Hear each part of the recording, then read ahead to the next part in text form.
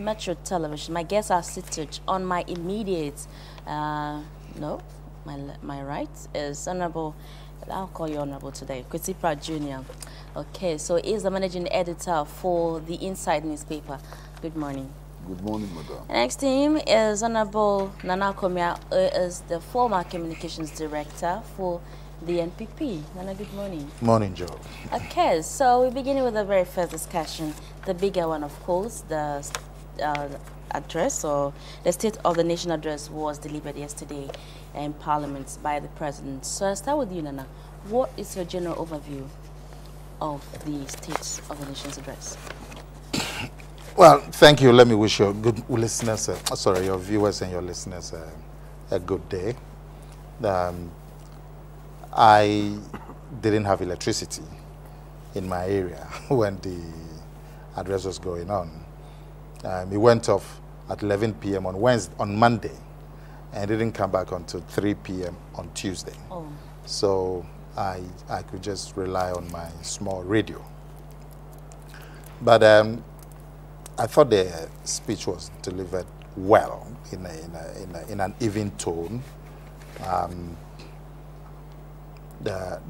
was happy with the way the president chose that occasion to showcase local Ghanaian products. I think it's Horseman shoes, and a fantastic thing that he did. I mean, some of us come here, myself and KWESI, and we try and showcase Ghanaians who are doing well, who are patronizing their products and talking about it on air. But that was a very big platform, much bigger platform, and for the president to use that platform to showcase the Ghanaian product was fantastic. He also he's been a member of parliament for, I think, 12 years or so. Very experienced in parliamentary, the psychology of parliament. So early on in the speech, he came out with this joke about the tria human co-equal thing that has been a rave as far as the political dictionary is concerned, and that was really brilliant. It lightened it's a very serious occasion, State of the Nation, but it lightened the mood, and it set the mood for the rest of the presentation. But I think that the president went on to overdo the jokes, the light-headed aspect of it. He overdid it. There were too many trias, and I think it tended to take away from the seriousness of the occasion. In some times, it was even rude. He kept telling the MPs, keep quiet and listen, keep quiet and listen, too many times, and I thought that was quite rude to be telling the members of parliament in parliament that they should keep quiet and listen to you. I thought it was quite rude, and the president should watch it. They kept telling them that I'm teaching you economics. This is a lesson in economics. And I thought it was a bit too much. One or two, fine, just to relieve the mood, but it went on. It went on too much. So I was disappointed by that, by the way that tendency tended to reduce the seriousness of the occasion. And I suspect this is the longest State of the Nation address I had. It went on for nearly 2 hours. 2 hours, 20 minutes. We usually go on for an hour and a few minutes, maybe an hour and a half. His was the longest. So those are really my initial impressions. Okay, Uncle, see your view. Well, the first problem I have is that up until now, I've not been able to get a hard copy of the full text to read. Now, that is interesting. I mean, I edit a newspaper, you understand? And if up until now, we don't have a copy, full text, then who has? Yeah, so I think that there's a certain problem. I started requesting for the full text of the address just immediately after he had finished delivering it in Parliament. And I was told that I would get it, before the close of day. I stayed in the office up to about 11 p.m. and still didn't get it. So that's a problem. Now, my own comments are based on what I saw on television, and I was just listening. I wasn't even taking notes and so on. So it is possible that in this analysis, some essential points can be missed. I was particularly happy with the president when he recognized that our state of dependency has to change, that we have to do things that we can do for ourselves and move away from dependence on imports, especially on things like rice and chicken and so on. I was so impressed with the president. However, immediately thereafter, there were statements which the president made which sent mixed signals. And the impression one got was that we are still caught up in this neoliberal web and that it is not likely in the foreseeable future to get out of this neoliberal web, which has been responsible for all the economic headaches that we do have. In the midst of his speech, the president found it necessary to assure investors that they can repatriate all of their profits. That was shocking. Because these days, in most countries, the emphasis is on getting investors to retain some of their profits in the countries where they operate. And we have our president, assuring investors that they can actually take all of their investments, all of they can repatriate all of their profits and so on. And I found that quite strange, especially for a president who is the leader of a party which claims to be social democratic. I was quite wheezy, about that claim. The other thing which also got me was the justification for the diversification of state enterprises. His argument that state enterprises had to be sold simply because they were not properly managed, I thought was rather, unfortunately, too simplistic. But I also agree with Nana AKOMEAH that he carried himself very, very well. He spoke well. The difficulty, again, I agree with Nana AKOMEAH, is the fact that his jokes were too many. And they were rendered in such a way as to take away some of the seriousness of the occasion. And I fully agree with Nana AKOMEAH, keep quiet and listen to me, I'm teaching you economics and so on. I think it was overdone. It was certainly overdone. So overdone that it began to sound, uncomfortable. I mean, I'm being very careful. But it began to sound uncomfortable, and I agree fully with Nana AKOMEAH. Again, before the president went into Parliament House, I'm sure that he knew that the speaker had ruled that the use of TRIA was unparliamentary, And I agree with the speaker that that is clearly unparliamentary, And even though he intended it as a joke, I think that he should have been mindful of what the speaker had ruled on, and his recourse to TRIA and so on, encourage other parliamentarians to get into the fray and to also repeat, TRIA, which the speaker had already ruled was unparliamentary. Yesterday, I thought that the members of parliament were slightly better behaved than previously. The heckling was there, the shouting was there, there were too many trials on the floor of parliament and so on. But the heckling was quite modest as compared to previous occasions. Again, there was a litany of projects, so many projects which were in the pipeline, which were being worked on and so on. I thought that some of the projects which were mentioned did not deserve to be in the State of the Nation's address. Some of them were rather, too small and so on. And for an address like this, I think we've got to be focusing on the bigger picture, all the time. The bigger picture was there, but there were also too many small pictures in the speech. And that is why perhaps it lasted for 2 hours, 20 minutes. There were very, very positive things about the president's address. Clearly, very positive things. For how long are we going to spend in excess of $400 million a year importing rice when $100 million could revamp the rice industry in our country? For how long are we going to depend on imported chicken? You know, Ghana used to be the hub of poultry production in the whole of West Africa when we established the Pomazi poultry industries. We're actually supplying day-old chicks to the whole of West Africa. We're supplying, you know, chicken feed to the whole of West Africa and so on. Why is it that today we are not able to do that? And what would it take for us to do that? Now, finally, I'm going to say that, listen,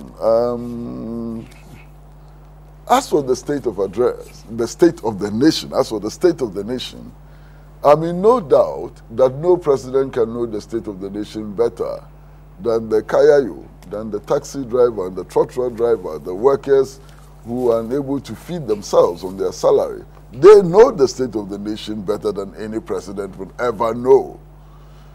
What we expect of presidents when they talk about the state of the nation is to tell us how to get out of this logjam of underdevelopment and poverty. What are the concrete measures which are being taken? Yes, road construction is important. The building of school blocks is important, and so on. All the infrastructural developments are important. But you see, we need to provide a direct link between these developments and what will kill poverty. Because you can build 2,000 kilometers of roads every day and still have poverty. You can build school blocks every day and still have poverty exacerbated and so on. So that link needs to be provided all the time.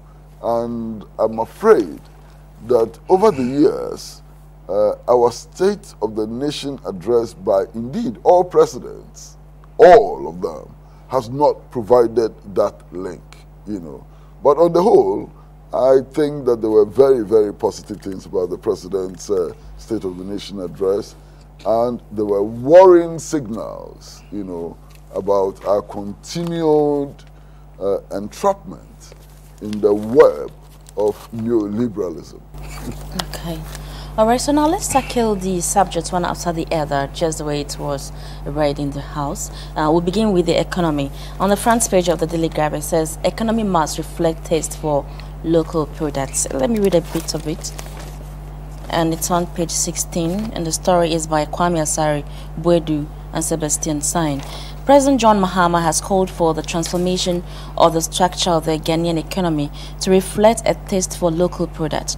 The basic structure of our economy has not changed from colonial times. The Gold Coast was designed by the colonial masters to be an exporter of raw materials and importer of finished goods. That was what served their needs as purpose, he said. Unfortunately, he said, even though after independence, Dr. Kwame Nkrumah had sought to break the tradition through an establishment of many state-owned industries to produce for the local and international market, the status quo continued to hold sway. The president, who was delivering the State of the Nation address to Parliament, concurrently called for a change. So I'll start with you, Mr. AKOMEAH. Yeah, thank you. Let me just take it up from where KWESI left off. I mean, the State of the Nation address is to give us a snapshot of the country at a point in time. And so it really should not be the occasion where you go and recite what sectional rehabilitation you are doing. When you say sectional rehabilitation, it means that some parts of some road has got potholes and you are filling it. Sectional rehabilitation, and all of that, all those places where there's some rehabilitation being done were being recited. So at some point it got really tiring. The sectional address or the State of the Nation address should be about a big idea that will galvanize the nation around a central idea going forward for the next 12 months. That really is what it should be. And, you know, for President Mahama in particular, I remember the comment that he made in Parliament on one of President Kufuor's State of the Nation addresses. And he gave a prescription of how a State of the Nation should be. And unfortunately, he didn't go by the prescription that he had given way back, I think, 2012. 2008. He didn't give the, he deviated from his own. I didn't bring the Hansard. I'd have read to you what he said about how a state of the nation should be. But you see, there seemed to be some big idea, particularly the transformation, like KWESI is saying, that we should move from a raw material producing economy to an economy where we are doing value addition, where we are exporting or producing industrial products for our own use and for exports, really. That has been the structure of our economy since our great-grandfathers' days, what we call the Goggisberg economy, where you take the product raw, cocoa, gold, diamond, timber, mangoes, and then you export, just like that. And then you take money and import the finished product at 5-6 times the price. And really, that has been the structure. And everybody has talked about it. If you take every presidential State of the Nation address, from Jerry Rawlings in 1997, when I entered Parliament, all the elements are there.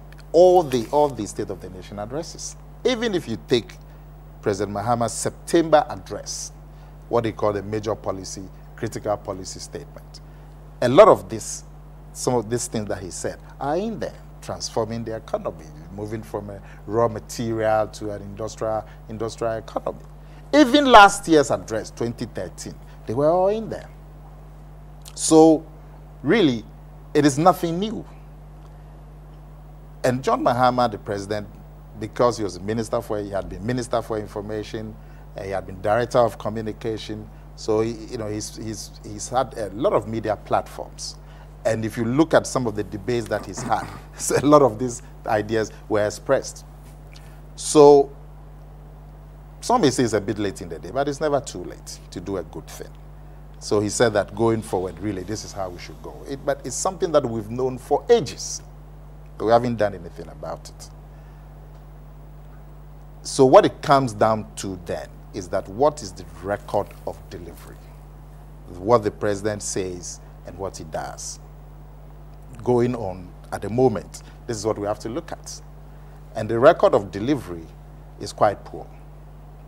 I mean, if you take the September 2012 address, for example, the president talked about stabilizing the cedi and the measures that had been taken by the Bank of Ghana in the early part of 2012 and how they were working and how he had given orders for the measures to be tightened, giving orders to the Economic Advisory Council, is giving orders to the Economic Management Team to tighten those measures to ensure that the cedi continues to stabilize.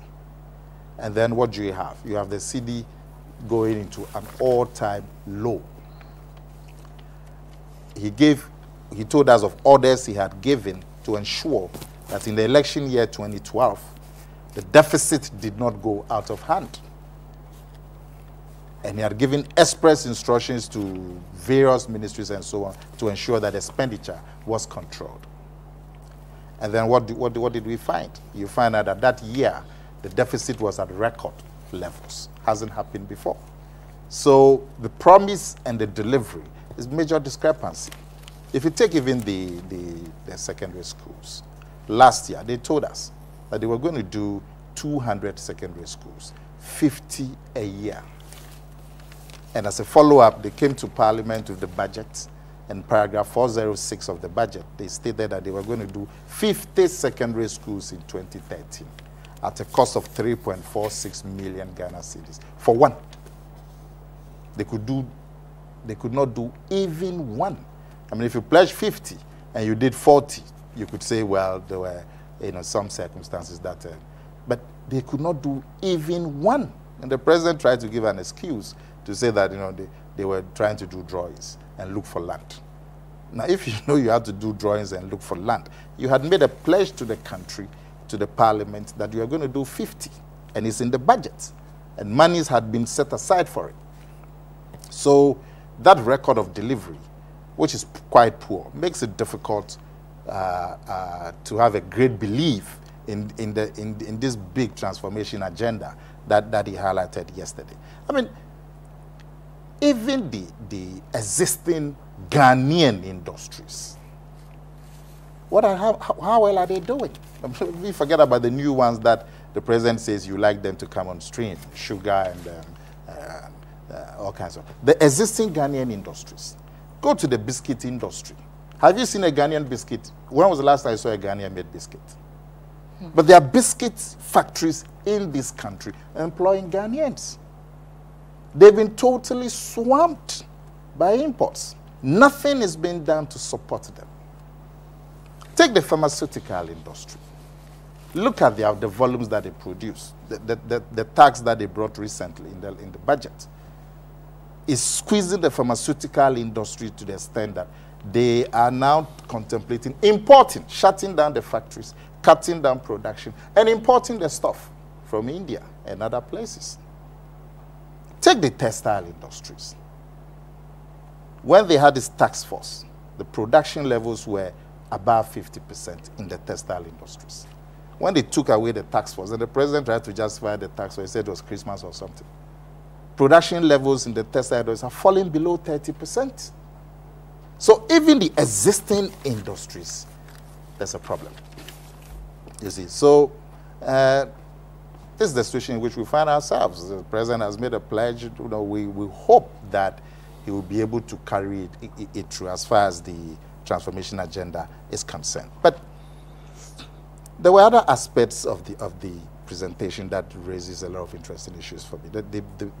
He started with the women ministry and said that they've done some affirmative action and they were doing something that... I thought we were focusing on the economy first. Oh, okay. We'll come to that, so okay.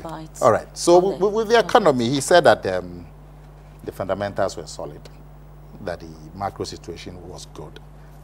How can the macro situation be good? This macro situation. Look at the cost of doing business. Interest rate is around 30%. Look at what is happening to the city. Look at the cost of water. Look at the cost of electricity. You see, an economy where inflation is 13% and the cost of money is more than twice the rate of inflation. Something is wrong. How do you borrow to produce? It's a major issue. You take agriculture. The president, agriculture should employ about 50 to 60% of our people. Look at the state of peasant agriculture. That's why there's a massive flee from the rural areas and all over to the cities. So the fundamentals cannot be right. It's not ideal. And you listen to industry, they'll tell you there's a difficult situation. And even the cost of the inputs, water, electricity, and so on, they are not even regular. The electricity, even though it's so costly for industry, is not regular. It's not there. The water is not there. Industries are having to import water from Côte d'Ivoire, which recently got out of war. You know, and then you look at where are the measures for the ordinary citizen, for you and me and KWESI and everybody here. The biggest problem we have is the cost of living. The president did not address it. The cost of living. Every day the prices, you trace the cost of basic things. Sachet water, which everybody now has to drink within the rural areas because the water systems have been destroyed by Galamsey. Sachet water has moved from 3 pesos to I think 15 pesos. Look at the percentages. So sachet water alone is moving 400% in 4 years. And what is happening to the rest of us? Rent, trotro, school fees, you know, the rate of increase. The cost of living is probably the biggest affliction of ordinary Ghanaians and wasn't addressed. Okay, KWESI, your take on the economy. The president did say that the economy is facing challenges and is temporal. Now, what is your general view on it? Well, I think the positive thing about the president's address was the fact that he was quite honest about the state of the economy. I mean, this economy is facing very, very, very serious challenges, if I may use the current word in vogue, challenges. If you look at the microeconomic fundamentals, they don't look good at all. He said they look good. That's what he said. Nana? No. I mean, he said that the fundamentals were good. And that we just what we have is just some temporary. Oh, I'm not interjecting. No, allow him to let. AKWESI. I'm saying that the macroeconomic fundamentals don't look good at all. I mean, you have inflation at 13%, and it's not the percentage at which we are. It's the fact that we have moved from 9% to 13% in a relatively short period of a year. You know, if you look at interest rates as described by Nana AKOMEAH, they are not comfortable. You look at GDP growth, and there's been a slide and so on. So the macroeconomic fundamentals don't look that good. You look at the level of currency depreciation and so on, they don't look good. The honesty about the president is the fact that he acknowledges that we are in this state because of the neo-colonial character of the economy. And he mentions the fact that we are spending, you know, more than $500 million on the imports of 3 items: tomatoes, chicken, and rice. That's worrying, you understand? And that honesty for me it's very, very significant. He makes the point that we are not out of the woods yet, and makes the promise that very soon we'll be out of the woods. What I didn't see in the president's address is a realistic measures to get out of this quagmire. That's my problem. I mean, he describes the problems adequately, and Nana talks about the Gogisberg economy. He's speaking the same language that the president is speaking, accepting that the president failed to acknowledge the fact that this country has made strenuous effort at getting out of the Gogisberg economy. I mean, between 1957 and 1966, why? The import substitution program that Nkrumah introduced was to get out of this, get us out of this quagmire. The 400 factories which were established, more than 400 factories which were established, the accelerated educational program, and so on. All of those things were meant to get out of the gambling house of you know, the neo-colonies and so on. So that needed to be appreciated. Why we are where we are is the reversal of those policies. You know, is the fact that we put an end to the implementation of the 7-year development plan. Is the fact that we have not paid due attention to the economic model which was designed by the Economic Commission for Africa, headed by Professor Adedeji of Nigeria, Samira Mill, and so on. We haven't paid much attention to it. And we've gone back to the IMF and World Bank, which have messed us up considerably over the last 30 years. I mean, over the last 30 years, everything we've been told to do, we have done.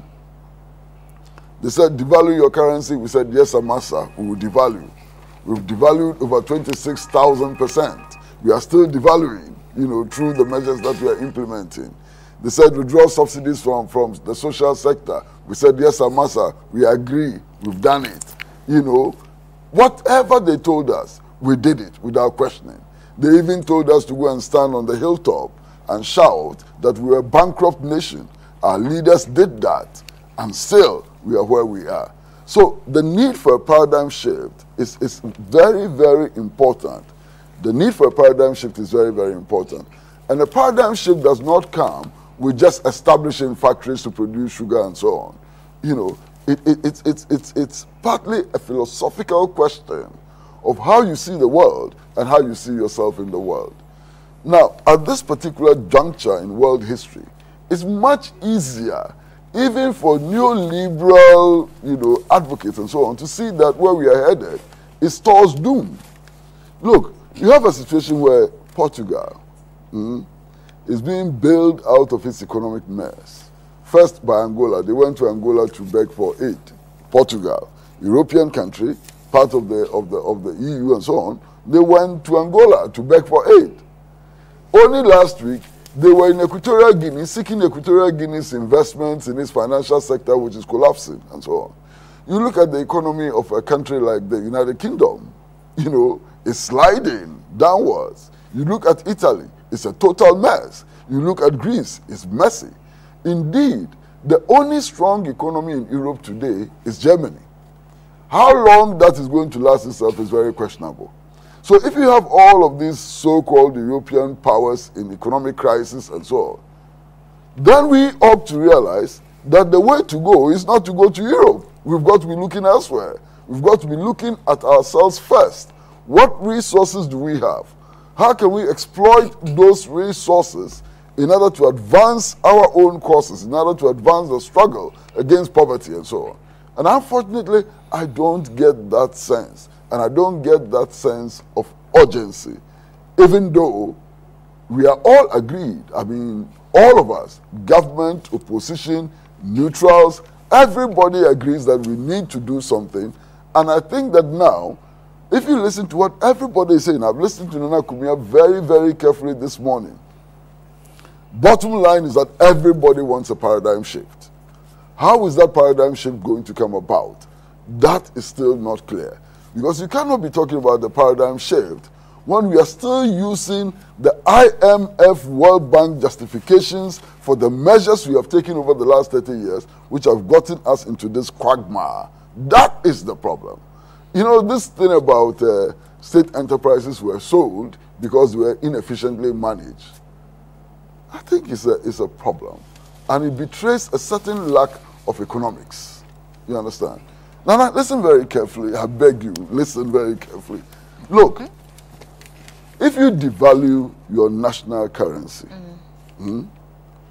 by up to 26,000%, or let's say even 50%, what it means is that all your businesses need recapitalization. All of them. Just by the 50% devaluation, they need recapitalization to be able to survive. Here we have a government which is not able to recapitalize the state enterprises. It cannot recapitalize them. You understand? Then you have the financial sector which cannot make credit available for recapitalization. And even when it makes credits available for recapitalization, the interest rates are so atrocious that no industry will survive. State enterprises and private enterprises will collapse under this huge burden. So it is not just a question of inefficiency. Inefficiency is a factor, corruption is a factor, and so on. But the economic facts are also important in the collapse of these industries as well. And yet, in the argument, we always ignore the economic facts, the basic economic facts, which are responsible for the collapse of state enterprises. Now listen, all of these state enterprises were bought by the private sector. How many of them thrived after the private sector had bought them? Where is the Black Star Line? Today, it has collapsed. Where is the State Fishing Corporation? It doesn't exist. You know, so all the private, all the state enterprises which were bought by private capital also collapsed. So is it a problem with state enterprises? It is not. There's a fundamental problem with the economy which needs to be addressed. You are producing gold. You are one of the leading producers of gold in the world. And then you go and sign an agreement with the gold mining companies to keep 98% of all their foreign exchange earnings abroad. How can state enterprises survive in these circumstances? Under Achampo, you had a law which insisted that for all gold mining operations, Ghanaians should have a minimum interest of 55%. Today you have less than 2%. Why are you complaining? You have less than 2% in a key sector of your economy. You take the mobile telephone companies. What is the Ghanaian interest in the mobile telephone companies? Zilch. You know, so these are the issues we need to address. First is the philosophy. Where is Ghana in world affairs? And where does Ghana want to go? We need to settle that. Are we going to copy the North American and European models of development? And if you're going to copy the North American and European models of development, are we cognizant of that history of the economic development? Because you cannot be talking about North American and European models of development without factoring in the transatlantic slave trade, where they actually captured others to work for them as beasts of burden for 400 years without pay. That is an important element of their development. You cannot be talking about developments in North America and Europe without talking about classical colonialism, where they came here, usurped our sovereignty, and exploited us in order to be able to develop their economies. Today, if we want to follow that history, if we want to follow that model, I would like anybody to show me which country in the world today we can march our soldiers there to go and capture them as slaves to come and work for us for 400 years without pay. Or which country we can colonize in the world. That model of development is not available to us, and it's about time that we woke up to that reality and began to fashion out new ways of getting out of poverty, getting out of underdevelopment, and so on.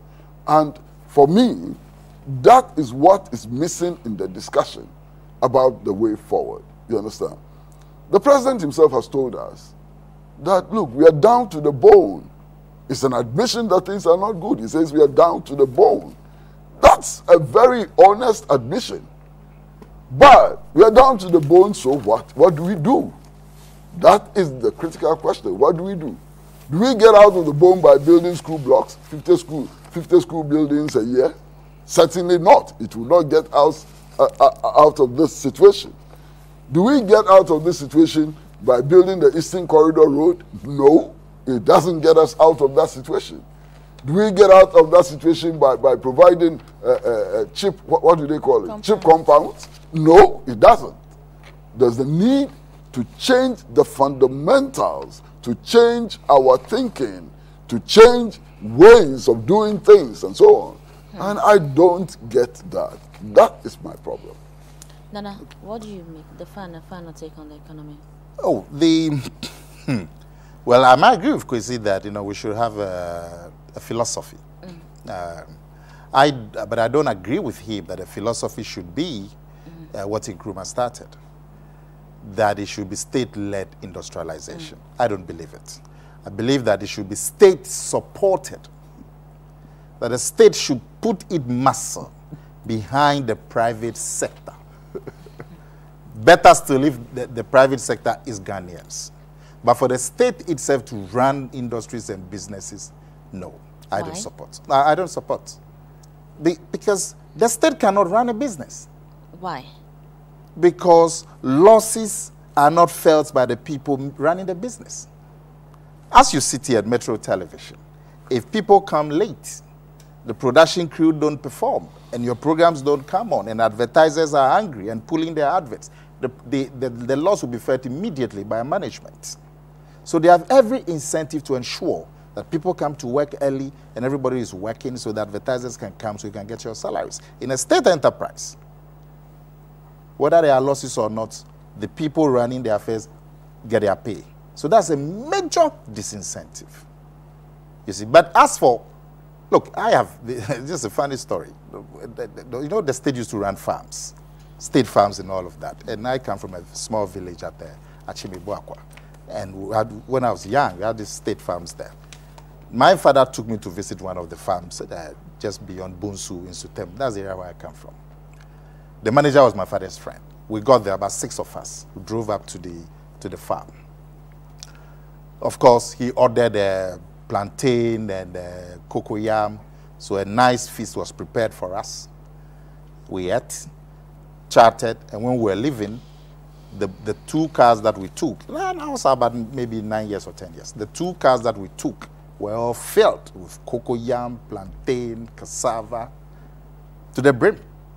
And when they finished, all the workers, everybody was carrying a bundle on their head with a plantain, cocoyam, you know.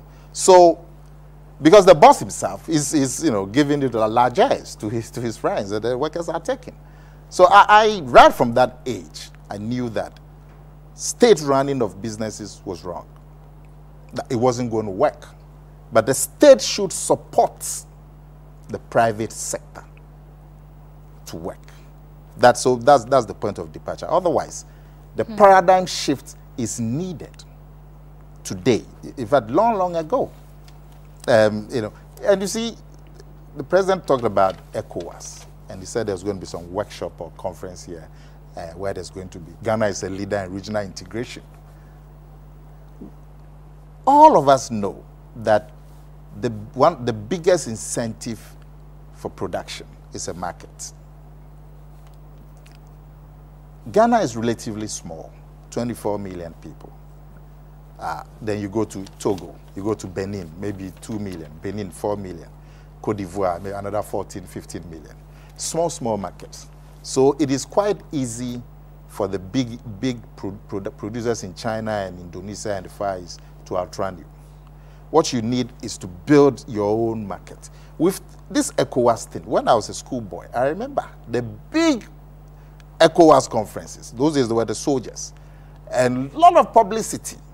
They have to have a one market. If we unite, even not political, just economic, you're going to have a market the size of over 350 million people. Okay. We've talked about it from the 70s when I was a schoolboy. We still don't have it. And yesterday, the president was saying that Ghana is a leader in regional integration and there's going to be some workshop and so on. So, you see, all of us know what to do. We've talked about it for decades. It is just the leadership that will take the bull by the horns. This European Union that we're talking about, you know how it started? Germany and France, two. They had economic union because every step of the way somebody brings some convergence criteria. And then they say, okay, look, let's just unite. France and Germany. And today everybody is clamoring to join. You need leaders who will take the bull by the horns. Okay. I guess finally on that. That's now he's made mention of the fact that... But that's a very important point. I mean, leaders who will take the bull by the horns. The point is whether we'll recognize those leaders and accept them. Because long before France and Germany took the lead in the establishment of the European Union, the Ghana-Guinea-Mali Union had been established. Yeah.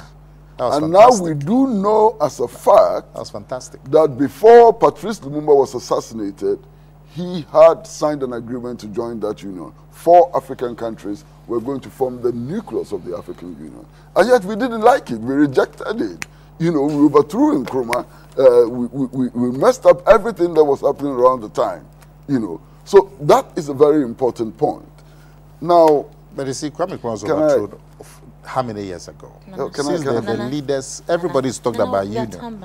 Oh no, because I'm just contributing to your discussion. No problem. No. I'm saying I believe what KWESI is saying is true. But Kwame Nkrumah was overthrown in 1966. Okay.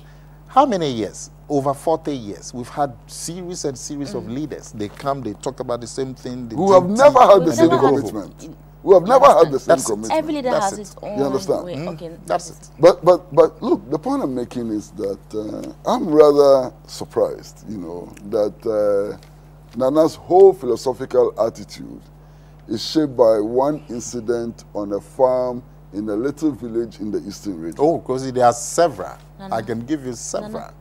Just that we don't have time. It's not just one. Okay.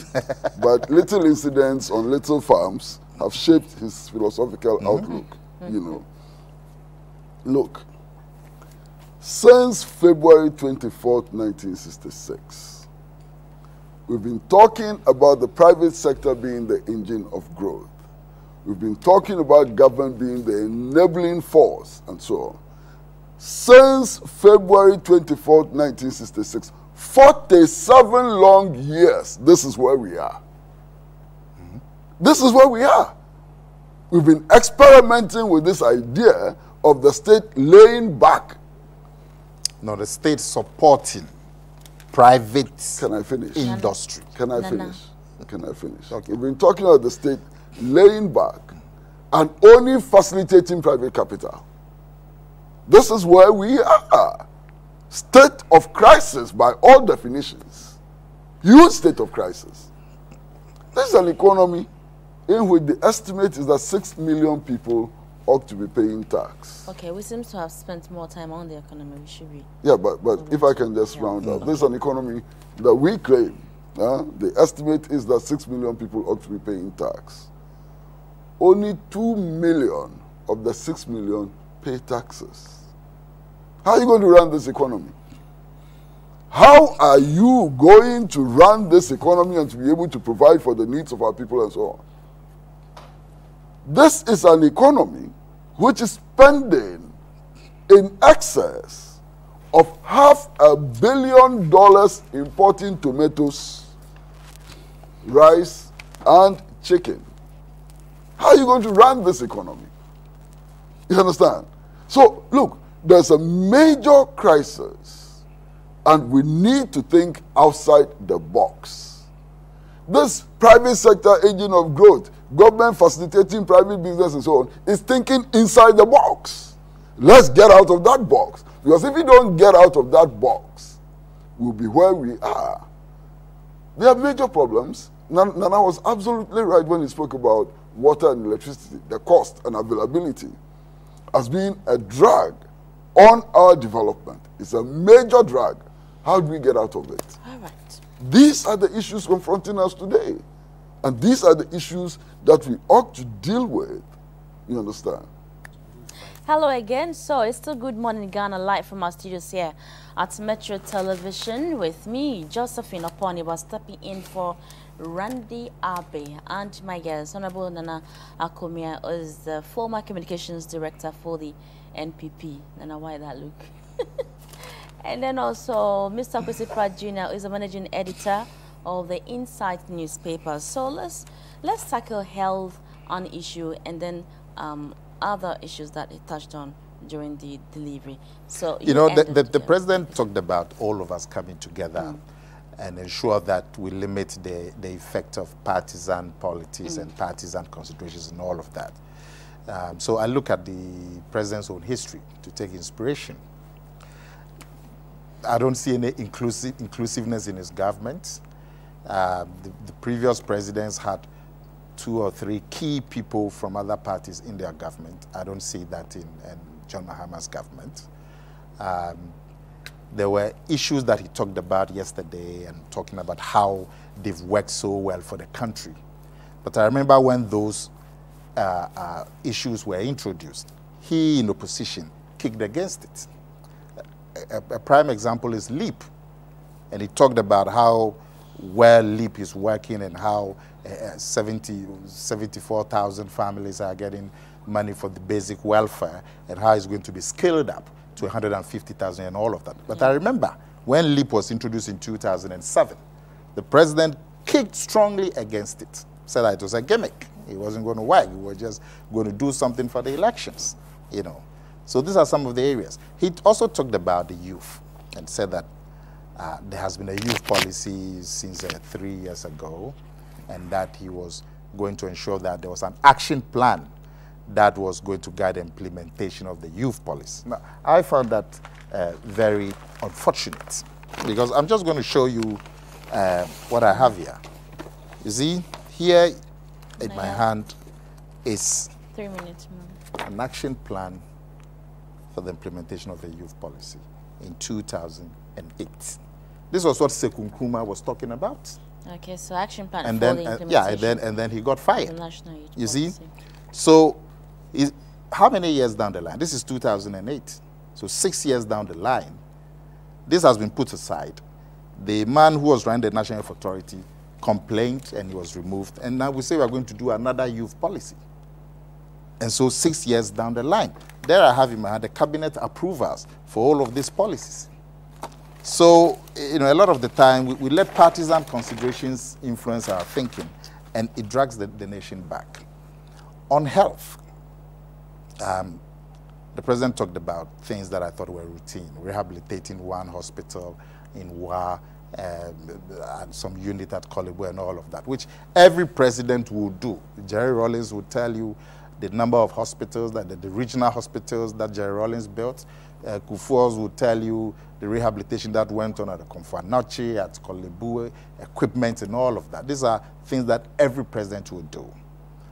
But the president talked about a CHIPS compound, which he said that was delivering basic primary health care to small communities. The CHIPS compound is one room in a village where there's a nurse and maybe an assistant who can offer basic services like checking temperature and checking blood pressure and all of that. It is good at the basic village level. I have no problem with it. But he said that he and his appointees have given 10% of their salary to facilitate the CHIPS compound. Now this 10% that the president and his appointees say they have given up is going to give us 700,000 cedis, Ghana cedis, a year. 700,000 Ghana cedis. So over the next 3 years, it's going to give us 2.1 million Ghana cedis. And it's going to impact so much on the delivery of primary health care. What strikes me is that so all these huge judgment debts that we pay to Mr. Weyome and Mrs. Waterville and all of those people, the number of chiefs compound that they could have done. The education was where, you know, the president really got me, you know, that he is going to bring back free SHS. The radio stations were agog all of yesterday, playing back what the president said in 2012. He said that this policy has not been thought through. It didn't make sense. People just want to win elections. So they've brought something so that people will vote for them. It was not a priority. It was causing chaos in Kenya. He gave us litany of African countries where free SHS was causing major chaos and collapse. And that why you don't have basic school was not free. So why were you going to make secondary school free? They went and took the voice of one revered pastor who appeared to be saying that free was not good and played it to the terrible distress of the pastor. They did all of this 2 years ago. And then he comes back to say that he is progressively going to introduce free education at secondary school level. So all that giddy that went on in 2012, what was it for? If the president had is it Saul or is it Saul who had that conversion or something? Or is it Paul? If it had that kind of conversion, it should let us know that, listen, we've looked at this thing and we believe that it is feasible. And so, you know, some of the campaign statements and so on, but now that we've had a bit of time, we believe that it's doable and we want all of us, you know, something like that. But otherwise, it's such a, you know, it's a source of shock and also amusement. How is it a shock? Because the way they campaigned against free secondary school just 2 years ago, led by the president himself. All right, how do you see your general view on he said that we have to make primary education free. Primary education, as we speak, they can't even pay capitation grants. Well, they can't even pay school fee. Not to talk about free. So what has changed for this conversion? First of all, I am quite surprised, very, very surprised that my brother Nana does not think that this government is inclusive. This is the most inclusive government we have had since when? Really? How is that? I mean, it is so inclusive that a rebellion is brewing in the National Democratic Congress. How is it inclusive? You haven't heard the National Democratic Congress people complaining? No, how is it inclusive? Hold on. Nana. Hold on. Who and who are any that makes it inclusive? Nana, please hold on. I beg your pardon. I beg your pardon, please. I've heard on. Okay. Yeah. Look, it is so inclusive that in the National Democratic Congress, a rebellion is brewing. That strangers are managing the government and that this is not an NDC government. Look at the Flagstaff House. Look at the Flagstaff House. Sule Garba, they say he's the policy advisor. I think he's more the king of ceremonies or master of ceremonies, you know, whatever. But he's there. Sule Garba is a PNC man. He has nothing to do with the NDC. He's a PNC man. You look at wasn't he the man in charge of SADA? Can I finish? No, wasn't he the one the president? But he's a PNC man. Everybody knows that. It's PNC. Okay. Yes. Okay. You look at the executive secretary to the president, Raymond Tuguba. Is he an NDC man? What is he? His background is PNC also. Okay. You understand? Okay. Then you look at the secretary to the cabinet. The secretary to the cabinet was Aliu Mahamas. Who's the secretary of cabinet? What is the name? I forgot. Roger something. Roger used to work in Aliu Mahamas' office as the chief director. Okay. He is there. He has not been removed. Okay. You know, you look around. So, look, I'm very, very surprised that anybody would say that this government is not inclusive and so on. It's inclusive. Okay. And then you look beyond the formal positions. And Nana, you know better than I do. Mm-hmm. That. If you look beyond the formal positions and you look at the informal positions and so on, Uh-huh. you know what role your friends are playing in there. Which friends? Oh, you want me to be mentioning names? Oh, but why? Is it a secret? You know that I'm not going to do that, you know. But you know. But I don't know what you're talking about. Oh, you know, because we have had this discussion before. Which discussion? I don't want to be a party to it, seriously. Which discussion? Nana, please proceed. Which You discussion? and I have met.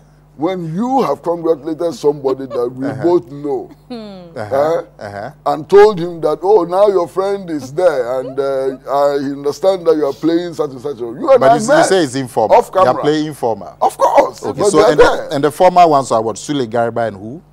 I'm not going to mention all the names, but I'm saying that we have gotten to the stage now where there's a near rebellion brewing in the NDC because of the inclusiveness. And that is a fact. We all know it. We all hear the NDC people complain. What I know is that Bagman said appointments are being made. And when you go and ask where are these people coming from, they say, oh, they contributed money to our campaign.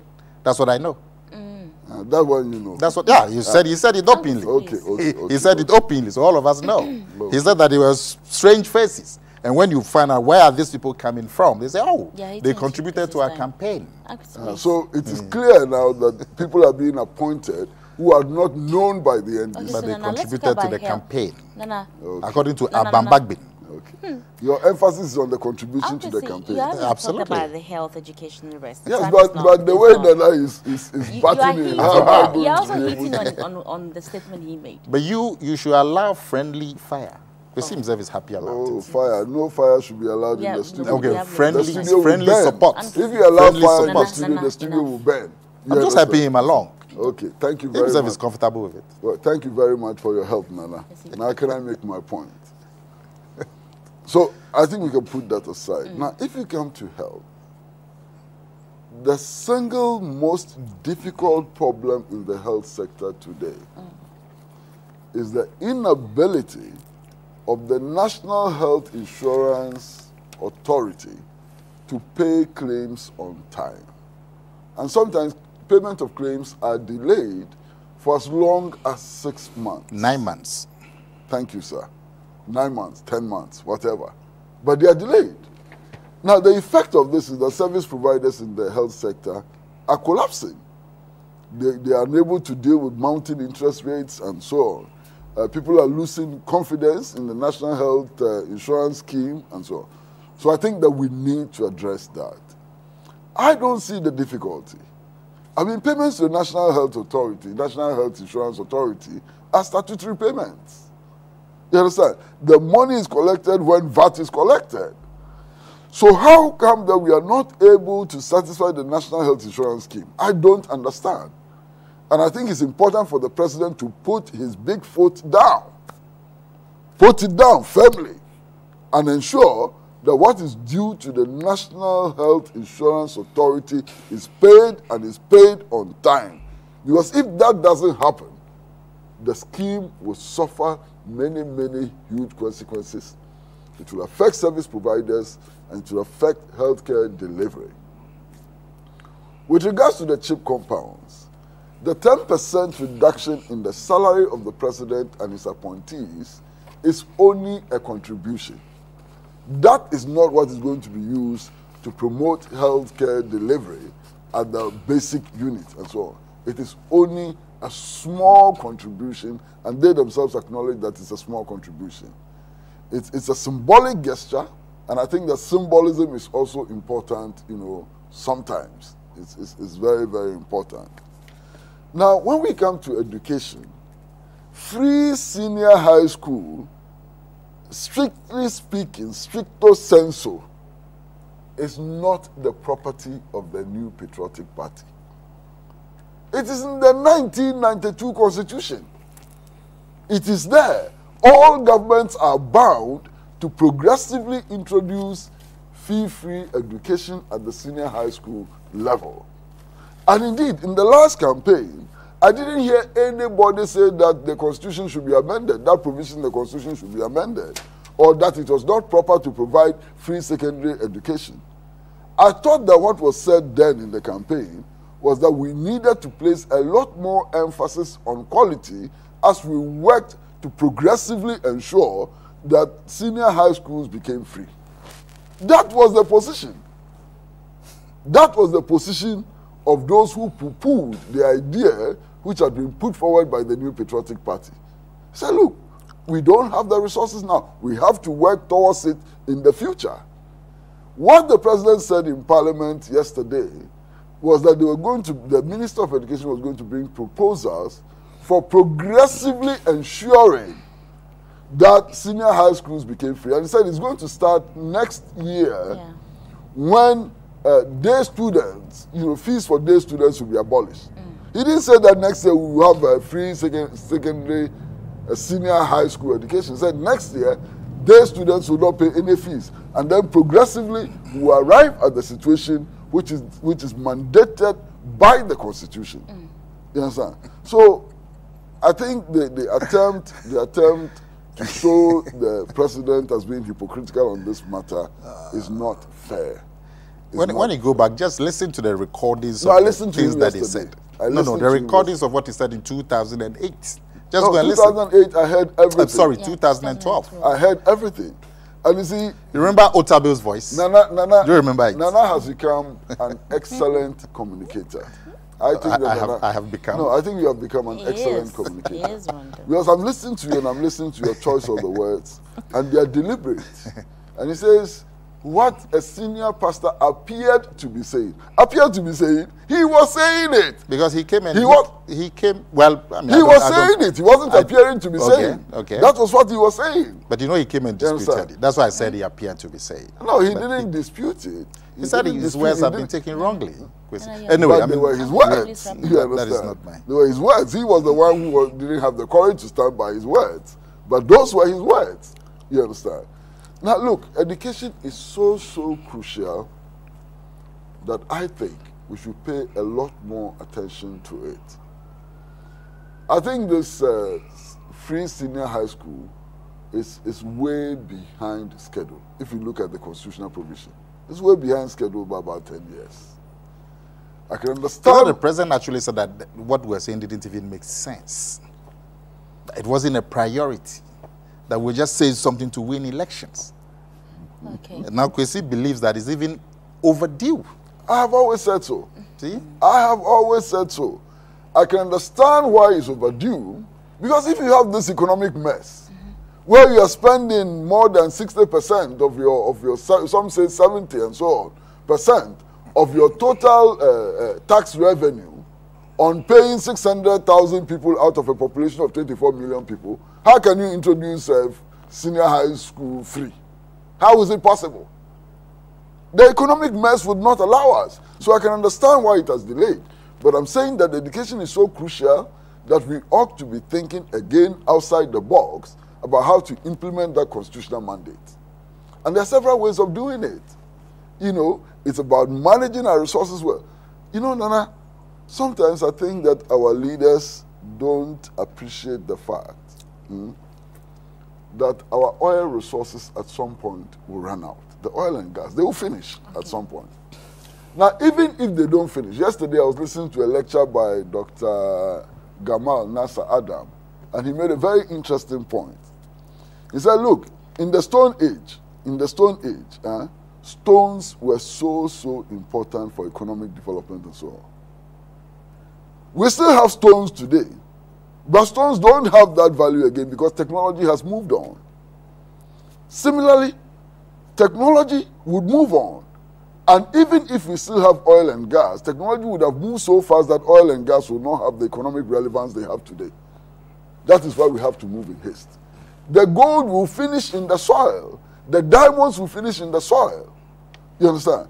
And that is why our leaders ought to be thinking about how to maximize the benefits we get from those resources now, so that we can improve education, so that we can improve healthcare, so that we can create jobs for our people and so on.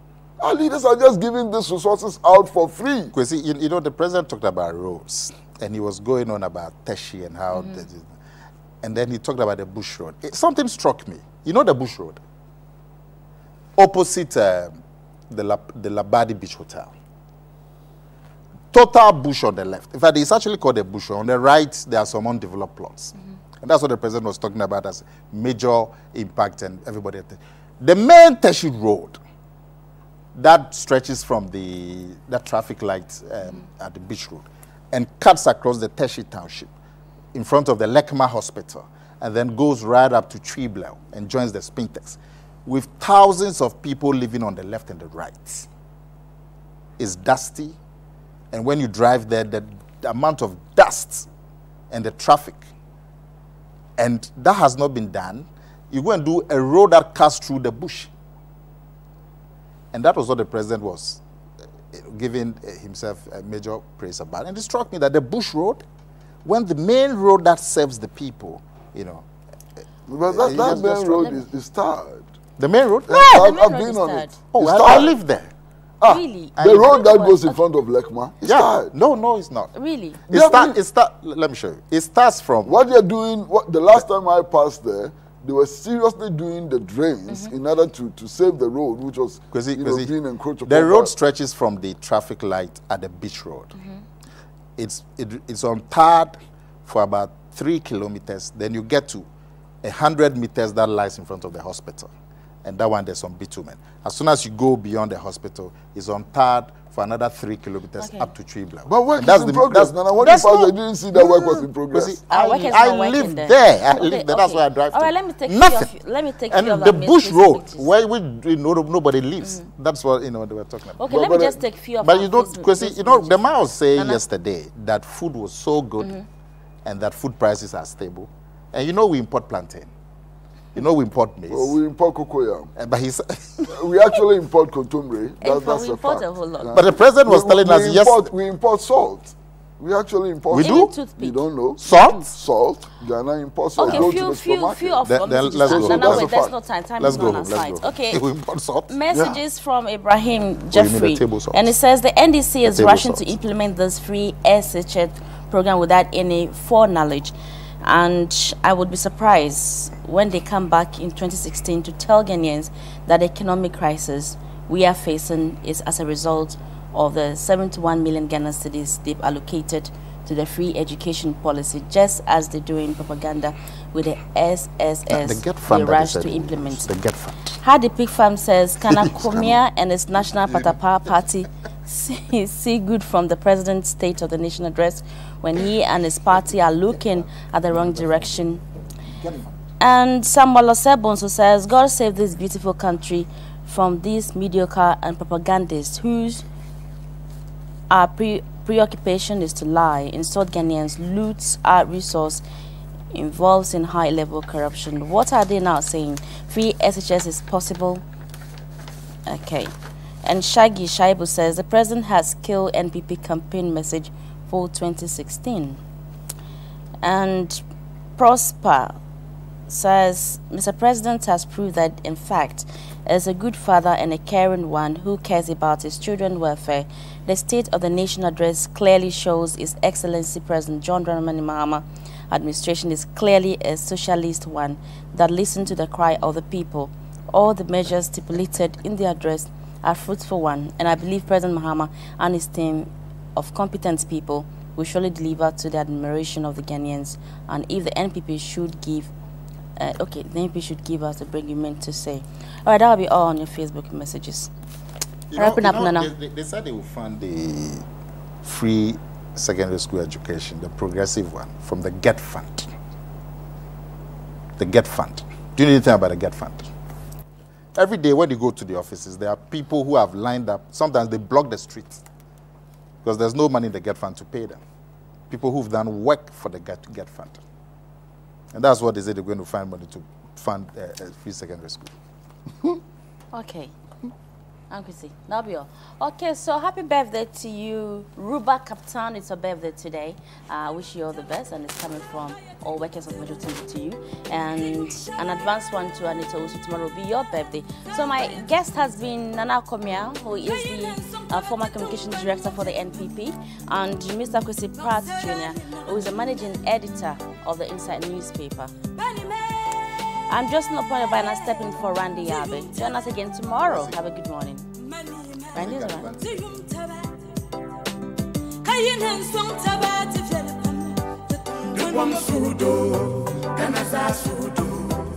The